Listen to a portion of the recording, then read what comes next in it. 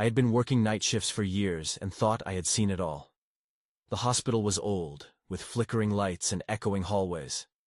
I felt at home as the usual sounds surrounded me. But everything changed after I moved into the staff housing. I never stopped thinking about it. It was my third night shift when I first heard it. It was quiet, maybe too quiet. Suddenly, I noticed muffled cries coming from an empty room down the hall. I shook my head and thought, maybe it's just a recovering patient. I went back to checking charts. I glanced at the clock. 2 a.m. My body felt heavy with fatigue. As the nights dragged on, the sounds did too. I wasn't sure if it was my mind playing tricks, but the cries turned into whispering. I heard my name, a ghostly echo that sent chills down my spine. I tried brushing it off as exhaustion, but my heart raced each time I heard it. One night, I walked past the long corridor. I saw something dart into a locked room. I paused and took a step back. My heart was pounding. The room had been locked for months. I rationalized that it was just my imagination, but I was not sure anymore. Then I found them. Those patient charts from the 1970s were left out on my desk. They had names I didn't recognize. I flipped through a couple of pages. My hands trembled.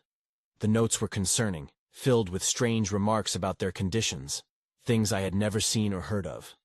It felt wrong that they were just sitting there. I glanced over my shoulder. The hallway felt darker. With each passing night, my dread grew. My colleagues seemed fine, blissfully unaware of the whispers I heard. Maybe I'm just tired, I told myself.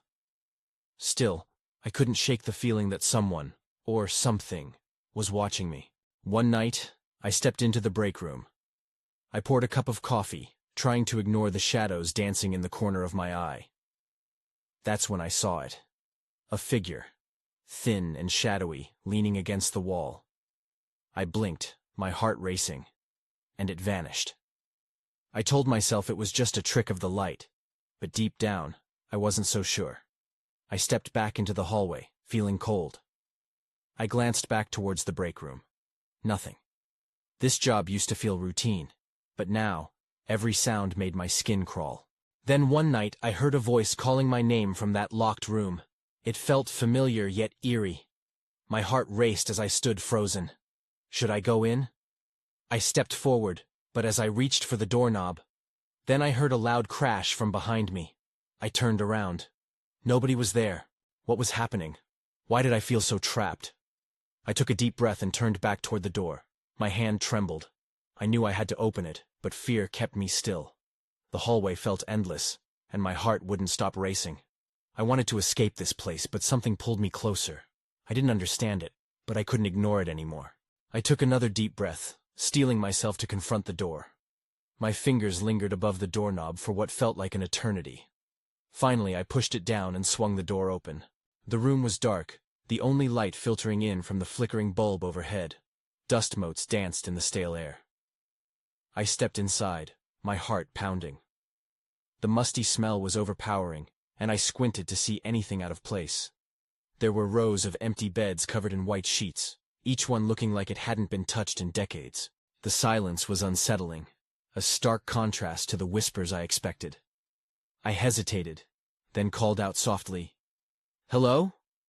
My voice echoed, swallowed by the thick air. There was no response, just the faint hum of the lights overhead. I glanced around, scanning the walls. That's when I saw it. A framed photograph hung crooked on the wall. I moved closer and wiped away the dust. A faded picture of the hospital staff from the 1970s, smiling faces staring back at me. But one figure stood out. Someone in the corner. The hair was dark, and the eyes looked hauntingly familiar. I stumbled back, shock gripping me. I felt as if I had seen that face in a dream, or maybe my nightmares. I shook my head, trying to clear my thoughts. There was something off about their smiles, the way they seemed to be looking right at me. I turned to leave, but my instinct screamed that I wasn't alone. I felt an icy breath against my neck, and I whirled around, facing a wall of shadows. Panic surged through me. I backed away toward the door, desperate to escape. Just as I reached for the doorknob, something cold brushed against my arm. I swung around, but the room was empty again. I could feel my heart racing, adrenaline coursing through my veins. I had to go. I dashed out of the room, slamming the door behind me. I hurried down the dim hallway, my heart pounding loudly in my ears. I could still feel the chilling presence lingering, like an aftershock of terror. Once in my office, I locked the door and leaned against it, gasping for breath. I needed to gather my thoughts. I sat at my desk and opened the patient charts again, searching for something that made sense. As I flipped through the pages, I saw a familiar name. I blinked, unable to process it. Emily Bennett. She was a child, only 8 years old, listed as a patient in 1974. The notes were fragmented, talking about a rare illness with strange symptoms. My fingers trembled as I turned another page, and there it was again. My own name in the margins, connected to her case. Confusion swept over me. Why was my name in there? Everything felt like a twisted puzzle. I looked up, and that icy feeling returned, heavier than before. I had to find out what happened to Emily. Just then, the lights flickered ominously, the shadows deepening. I felt momentum shifting around me. There was a knock on my door. This time, it wasn't just a sound. It felt like a demand. Something awaited my response. I wanted to run, but it felt like the kind of night where escape wasn't an option. I reached for the door. I opened the door slowly, my heart racing. The hallway lay before me, empty and quiet, but I felt the weight of anticipation pressing down. I peeked out, half expecting to see someone or something lurking nearby. Nothing. Just shadows clinging to the walls. I stepped into the corridor, stepping carefully as if the floor might crack beneath me. I made my way toward the nurse's station, hoping for a shred of comfort. As I approached, I noticed a file on the desk labeled Emily Bennett. My breath hitched. The name was etched in my mind, tied to questions I needed to resolve. If I could find more information about her, maybe I could understand why my name was connected to hers. I flipped through the file and saw an entry dated the day before she was discharged. The doctor had written about an unusual incident. Something about her refusing to leave her bed, stating, "She says she's not done yet." I felt a chill crawl up my spine. What did that mean? Suddenly, a low voice echoed through the corridors, disrupting my thoughts. "Help me!" It was faint, almost like a whisper carried by the wind. I froze, straining to hear. It was coming from the direction of the pediatric ward. I hesitated. The darkness ahead felt alive, pulsating with questions. But one part of me was drawn to the voice. What if it was Emily? Without thinking, I turned towards the sound and made my way down the hallway. Each step felt heavier than the last. As I approached the entrance to the ward, the lights flickered again, plunging me into momentary darkness. I was about to turn back when I felt a gentle tug on my sleeve. I spun around, thinking someone had grabbed me, but the corridor was still empty, and that voice lingered in my ears. I took a deep breath and pushed through the door. The pediatric ward was silent, the beds all empty.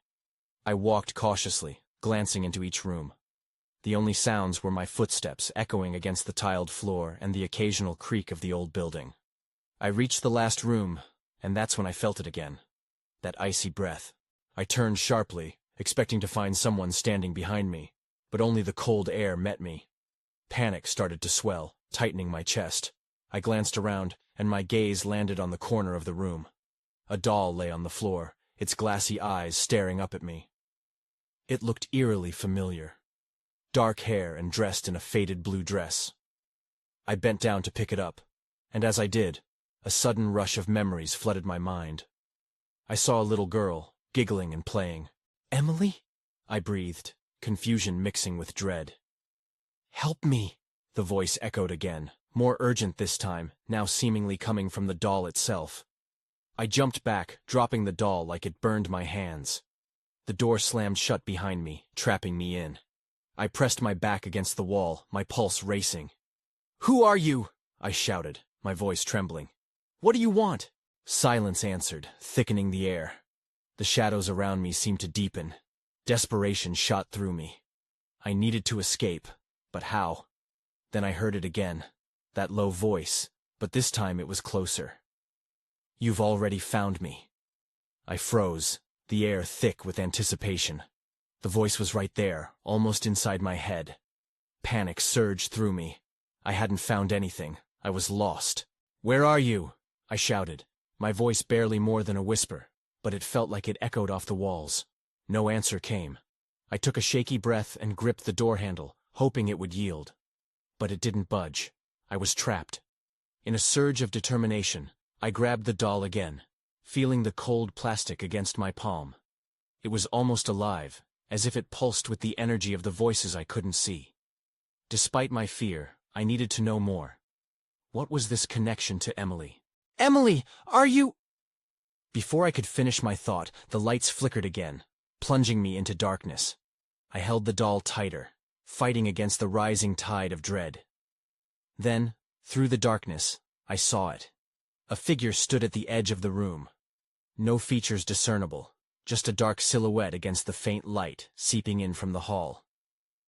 "Help me," it repeated, the voice now sounding like a child's cry, broken and hollow. "Who are you?" I gasped, my voice trembling again.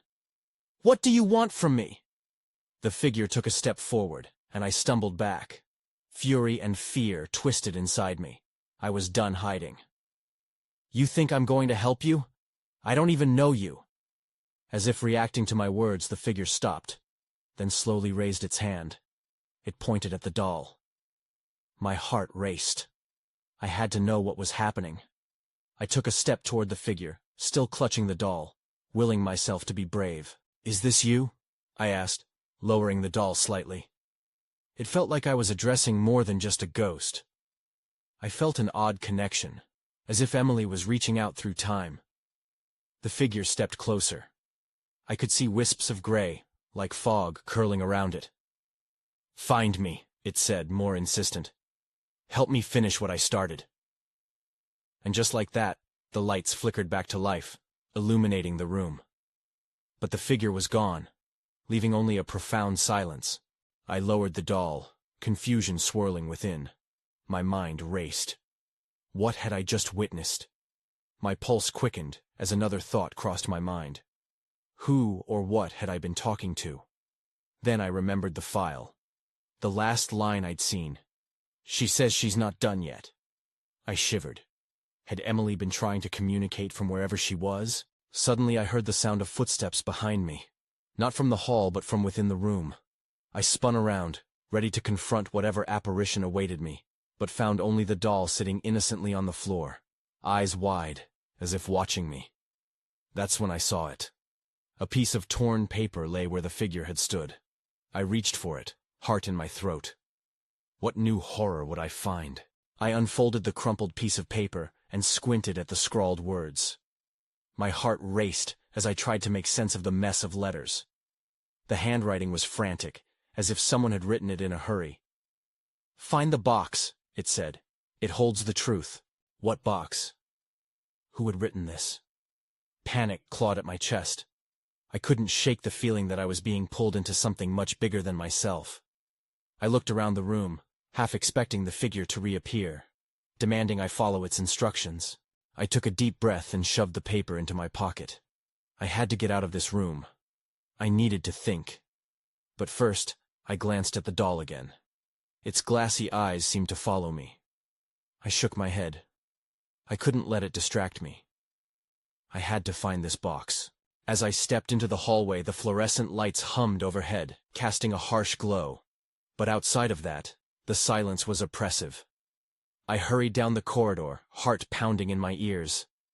I needed answers, and I couldn't shake the dread building inside me. The hospital had never felt so eerie before. I paused near the nurse's station, the faint hum of a computer, the only sign of life. I felt drawn to a stack of files piled on the edge of a desk. One of those could lead me to Emily's box. I glanced around. No one was watching. I reached out and flipped through them, my fingers shaking. Suddenly, I heard a soft giggle echoing from down the hall. It was a child's laughter, bright and out of place in a hospital at this hour. My blood ran cold. I knew I wasn't alone. "Hello?" I called, trying to keep my voice steady. No response. just that laughter, growing softer and more distant. As I ventured further down the hall, I felt a chill wash over me. The laughter faded, replaced by a new sound, a soft tapping, like fingernails rapping against glass. My skin prickled. I turned back, glancing down the corridor, but the lights flickered again, momentarily plunging the hallway into darkness. "Stay calm," I whispered to myself. "It's just the lights." But as they flickered back on, I saw something move at the far end of the hallway. A shadow slipping into a room. Without thinking, I rushed forward. I was on the verge of discovering something. I pushed the door open and stepped inside, but the room was empty. A single window overlooked the dimly lit street outside, and the eerie silence of the hospital enveloped me. Then, my eyes caught something on the floor. I bent down, recognizing the familiar shape. It was another doll, just like the one back in the other room. Only this one was cracked and dirty, as if it had been lying there for ages. But as I reached for it, a cold gust of wind swept through the room, slamming the door shut behind me. My heart raced. The tapping started again, faster this time, like someone was trying to get in. "Please let me out!" I shouted, pounding on the door. My mind was racing, confusion mixed with fear. Who was trying to find me? In the midst of the chaos, I noticed something else. The doll I had just discovered had a small box beneath it, covered in dust. I felt a surge of hope, a potential answer or a greater mystery. I pulled the box from its hiding place, suddenly aware that I might have opened a door to something far more dangerous. The box felt cool and heavy in my hands. It was small, no bigger than a shoebox, and covered in a layer of dust. I hesitated, staring at the latch. My instincts screamed at me to put it down, yet curiosity urged me to pry it open. Just then, the door rattled as someone, continued to pound against it. The sound cut through my thoughts like a knife. I couldn't focus on the box now. My heart raced, and I felt the walls of the room closing in. "Is anyone there?" I yelled. My voice echoed back to me. No answer, just the rattling. Ignoring the noise, I managed to get my fingers underneath the latch. I lifted it slowly, almost reverently. Inside, I found an old, tattered journal, its pages yellowed with age. I flipped through it, searching for answers. Most of the writing was illegible, but one page caught my eye. It had a name scribbled on it. Emily. "Emily," I whispered, feeling a chill run down my spine. Who was she? The journal seemed to belong to a child, recounting strange occurrences. Ghostly figures and laughter in the halls. Things I had just experienced. My hands trembled as I turned the pages, each filled with frantic drawings of dolls, shadows, and a figure scribbled in an almost manic script. Then I heard it again, the giggle. It was closer this time, almost right outside the door. I jumped, dropping the journal back into the box. The laughter morphed into manic choking, echoing against the stark white walls. My breath caught in my throat. I turned to the door, pressing my ear against it. The tapping had stopped, replaced by a soft voice. "Let me in." It was hauntingly sweet, the sound of a child but mixed with something sinister. "Let me in," it repeated, more insistent this time. The urgency sent chills through me. "No," I muttered, shaking my head. I dashed across the room and grabbed the box. I had to get out of there. I pushed against the door, but it wouldn't budge. Panic gripped me again. If I stayed here, I knew something would happen. I needed to be brave. With a fierce shove, I slammed against the door one more time. This time it opened. I stumbled out into the hallway, clutching the box. The lights flickered once more, linking their glow with my jagged breaths. The laughter was gone, replaced by the full silence of the corridor. It felt like the walls were watching me, waiting to see what I would do next. I turned left, instinctively trying to retrace my steps to the exit. Just as I did, I caught sight of a figure at the far end of the hallway, silhouetted against the luminous exit sign. My stomach dropped. It was a small child, her hair wild and tousled, holding another doll, one that looked just like the one I had left behind in that room. "Emily," I whispered, unsure if I should approach or run. But as I took a hesitant step forward, she spun around. The doll in her hands hung limply like a broken puppet. The child seemed to melt into the shadows, the darkness swallowing her whole. Then everything went dark. I stumbled forward, my hands reaching out for anything to steady myself. For a moment, the darkness felt alive, wrapping around me like a thick fog. Panic surged as I blinked, trying to adjust my eyes. But all I could see was black. Then, abruptly, the lights flickered back on, and I found myself back in the hallway. The exit sign glowed at the end, a beacon taunting me with its distance. I wiped the sweat from my forehead and began to move, praying I wouldn't encounter anything worse than what I had already faced. Each step echoed, and every creak of the floorboard seemed amplified in the silence. Then I heard it. Quiet, almost a whisper, but unmistakable. "Come play with me." I froze, a cold shiver racing down my spine. The voice sounded close, too close. I turned slowly, scanning the dimly lit corridor. There was no one there. I was completely alone. Or so I thought. Just ahead, a door stood slightly ajar. My heart pounded as I approached. It wasn't on my route to the exit, but curiosity compelled me.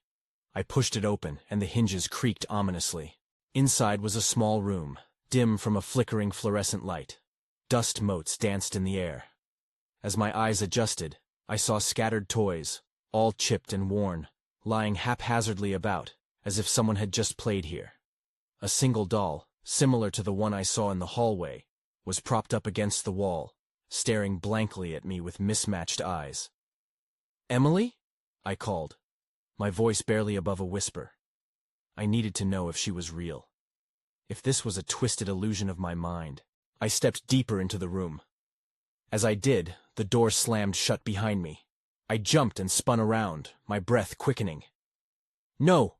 No! No!" I shouted, pounding on the door. It wouldn't budge. Then, from the corner of my eye, I saw something shift. The doll. It was no longer propped up, but now swayed gently, as though being rocked by unseen hands. A low giggle filled the room, echoing off the walls. I pressed my back against the door, trying to keep the fear from overwhelming me. "Let's play a game," Emily's voice sang out sweetly, and the shadows in the corners thickened, converging. "Leave me alone," I cried out. My heart raced, and I felt the walls pressing in, making it hard to breathe. I needed to escape. Suddenly there was a loud crash from the other side of the door, startling me. I stumbled back, and the doll fell to the ground with a thud, its eyes staring up at me, accusatory and demanding. The lights flickered again, casting long shadows that danced across the floor. "Play with us," the voice shrieked now, high-pitched and filled with glee. It was no longer inviting. The shadows twitched, extending toward me, dark tendrils reaching out for my legs. My instincts kicked in.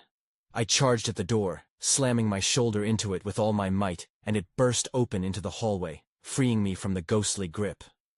I didn't look back as I sprinted away, the laughter ringing in my ears. The exit was close now, but still distant enough to feel like a cruel joke. I bolted toward it, the shadows trailing behind, reaching, taunting. Finally I burst through the doors. Fresh air washed over me, but it was tainted with the unmistakable scent of fear. I stumbled into the cool night, gasping for breath. But as I turned to look back into the hospital, I froze. Standing at the door, I just fled. The dolls tucked under her arms was Emily, her wild hair illuminated by the exit light. Her smile was wide and eerie, an invitation woven into the darkness behind her. That's when I realized I wasn't safe at all. I backed away from the entrance, heart pounding. The sight of Emily standing there, clutching those dolls, sent a chill down my spine that made me want to turn and run. But where would I go? I was outside, yet the darkness beyond the hospital loomed ominously. "Emily," I whispered, confusion mixing with fear. "What do you want?" She didn't answer. Instead, she tilted her head, and the dolls seemed to twitch in her embrace. I felt something in my gut tighten. Part of me wanted to call out to her again, but another part screamed to get away. As I turned to run, a loud crack echoed from behind me. I whipped around, barely able to process what was happening. The glass doors I had just burst through slammed shut, rattling as if something massive had collided with them. "Let's play!" Emily sang out again, her voice gleeful yet laced with an undercurrent of something sinister. I could smell the dust of the hospital and the faint metallic tang of fear in the air. In that moment, the weight of her gaze settled heavily on me.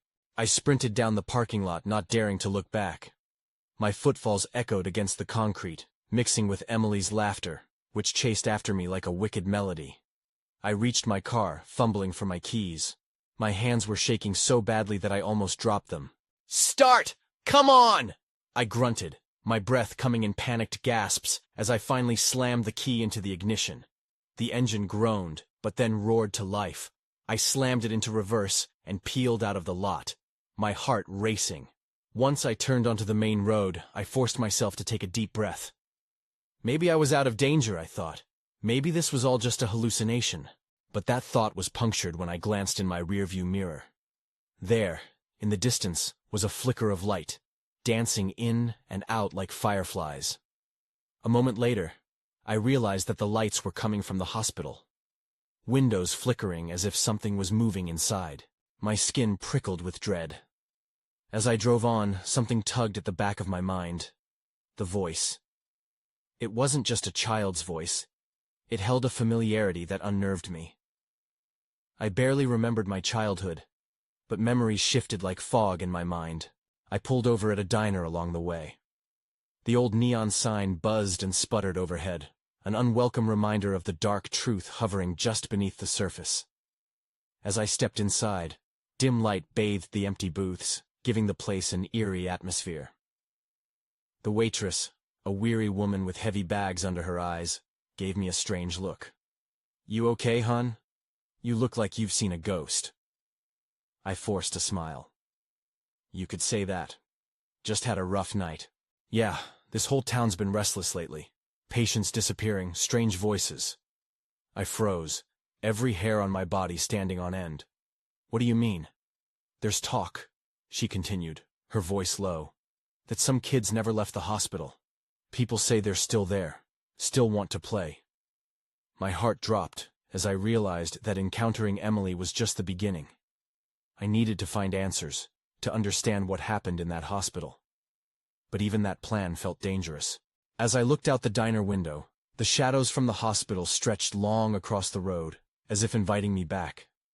I made up my mind. I had to go back, even if it meant facing whatever Emily truly was. But as I turned to speak to the waitress again, I glanced towards the door and noticed it slowly creaking open. That's when I saw it. Emily standing there, the doll still clutched close to her chest, her smile wider than before. Emily's eyes sparkled with a curious mischief that sent waves of dread through me. I felt trapped, not just inside the diner, but in my own mind. "Do you want to play?" she asked in that sweet sing-song voice, her head tilted to one side. The dolls seemed to echo her excitement, their painted mouths twisted with frozen grins. "Emily, you shouldn't be here," I managed to say, trying to sound more authoritative than I felt.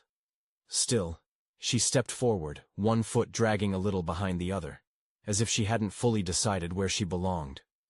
The waitress looked from me to Emily, confusion etched on her face. "Are you... friends?" "No," I replied too quickly, feeling the heat rise in my cheeks. I didn't want to scare her, but I needed her to understand. "Emily needs to go back to the hospital." "But I don't want to go back," Emily said, her voice chillingly sweet. "I want to play with you." The diner felt smaller, the shadows stretching closer. I stepped back, my foot hitting a chair. It toppled over, creating a loud clatter that echoed around the empty room. Emily's laughter rang out, a sound that felt both innocent and ghostly. "Let's play hide and seek," she squealed, her smile broadening. "You count, and I'll hide." Before I could argue, she darted out of the diner, her pigtails bouncing. I followed, nearly tripping over my own feet as I stumbled after her. Outside, the dim glow of streetlights barely lit the path, and I lost sight of her almost instantly. "Emily!" I shouted, panic rising in my chest. I hesitated, unsure of my next move. If I didn't find her, would she come back to get me? Then I caught it, the faint sound of giggles trailing off into the darkness. I rounded the corner of the diner, squinting into the shadows. "Emily, this isn't funny." But she didn't respond. Only the whispering wind in the trees answered me. The silence felt unnatural, as if the air was holding its breath. I turned, running back in the direction of my car. I needed to get away, to think clearly. But as I reached the parking lot, my heart sank. The hospital loomed ahead, windows flickering as if beckoning me back.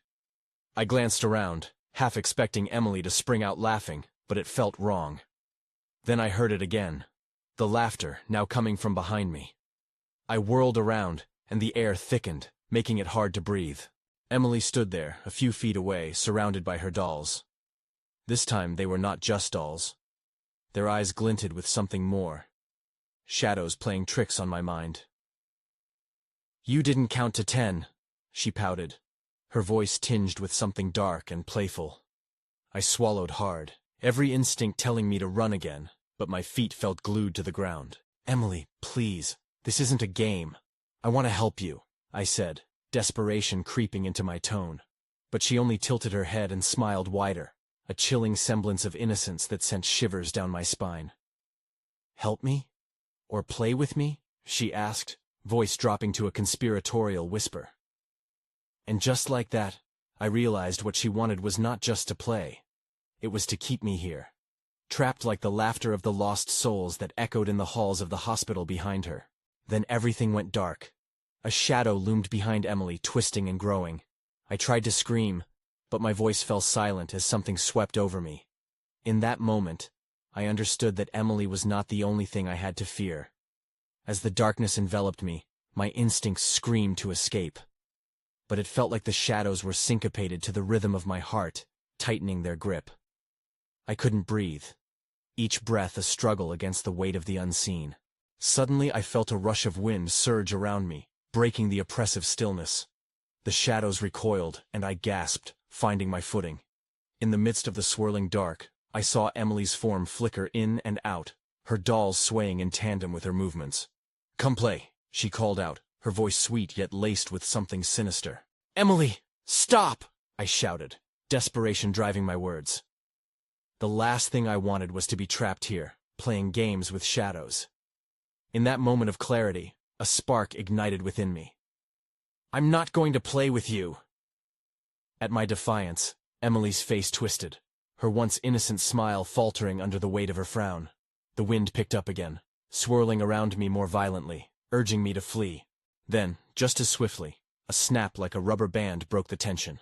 The shadows dispersed, and I was pulled toward the flickering lights that called to me from the hospital entrance. I didn't hesitate.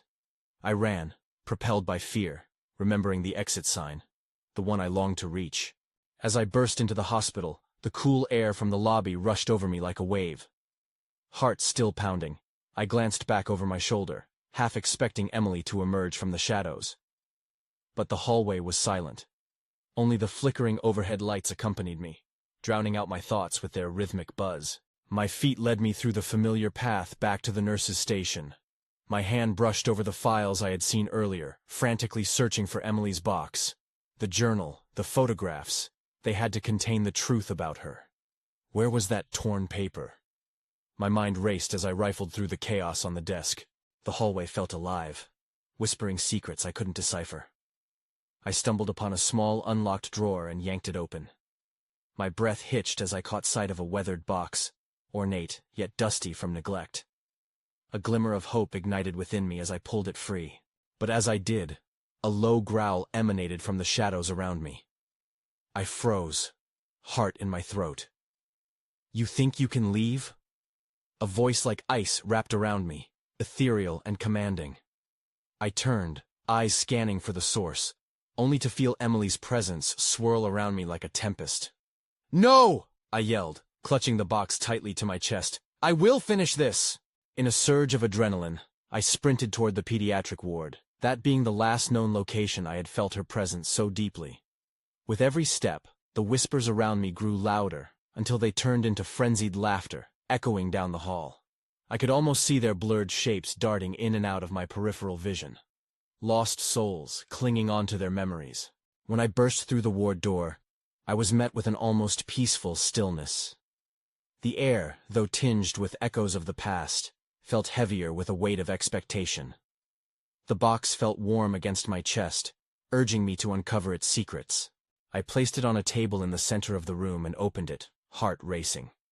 Inside, underneath layers of faded paper, I found sketches of dolls, notes detailing spooky figures from the hospital's history. Each revelation drove the specters of fear further within.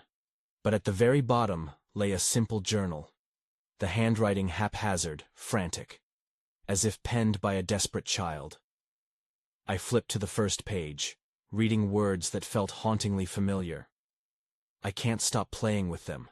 The laughter in the room shifted, swirling violently again as if the shadows sought to drown me. Emily's distorted giggle arose, mocking me. You should have played longer. With a sense of clarity piercing through me amidst the chaos, I turned back to the box, flipping through the sketches. There, a drawing of a long-lost room in the hospital, the children's play area where Emily and her friends would gather. "Emily, I know where you want to go!" I shouted against the cacophony. The laughter dimmed momentarily, allowing me breath. "Just show me the way!" I sprinted for the door, feeling the shadows retreat as the laughter faded to whispers, dancing like leaves on a breeze. The play area was just off the main corridor, the last vestige of joy within these twisted walls. As I pushed open the door, I gasped. There stood dolls lining the wall, each one staring back with glassy eyes full of longing. In the center lay a worn-out playmat, a faded map painted on it. And there I saw Emily, or what seemed like her, a spectral form enshrouded in a semi-translucent fog, looking both joyous and sorrowful. "Play with us?" she repeated, voice echoing through the room, both beseeching and demanding. My heart pounded as I took a hesitant step inside.